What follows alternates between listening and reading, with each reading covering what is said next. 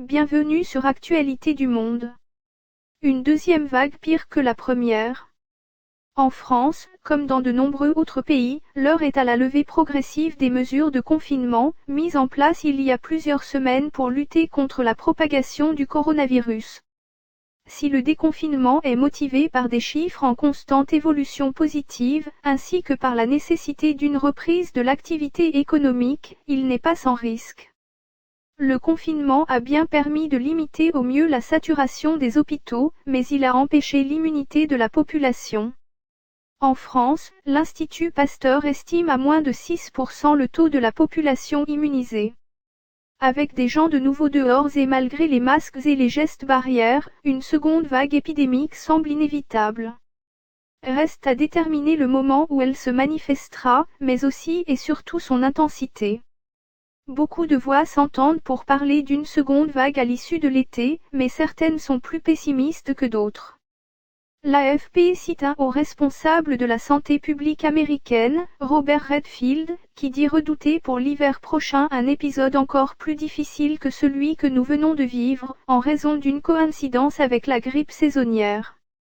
Le virologue allemand Christian Drosten, conseiller du gouvernement, a également averti quant à la probabilité d'une deuxième vague plus puissante que la première.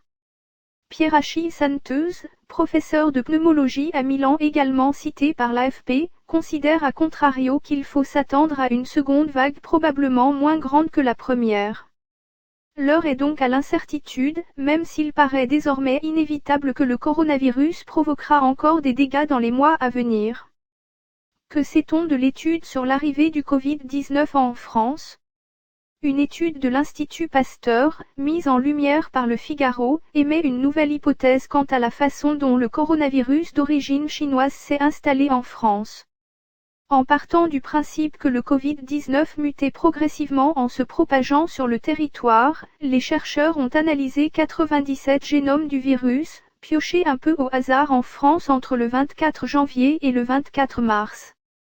Il en ressort que 90% des souches circulant en France appartiennent à la même famille de souches, scientifiquement appelée un clade. L'Institut Pasteur a révélé que l'arrivée de ce clade pourrait remonter à mi-janvier dans les Hauts-de-France, tout en restant prudent sur ce scénario. D'autres pistes ne peuvent pas non plus être exclues, prévient Étienne Simon-Laurière, l'un des chercheurs ayant travaillé sur cette étude. De tout cela ressort la forte probabilité qu'il n'y ait pas eu un seul et unique patient zéro à l'origine de la vague épidémique que connaît la France, mais bel et bien plusieurs.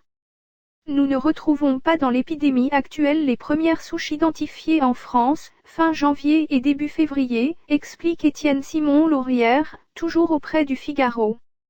La France a donc été frappée par plusieurs souches du virus, occasionnées par les premiers clusters identifiés dans le pays, celui du rassemblement religieux de Mulhouse étant celui qui aurait provoqué le plus de dégâts.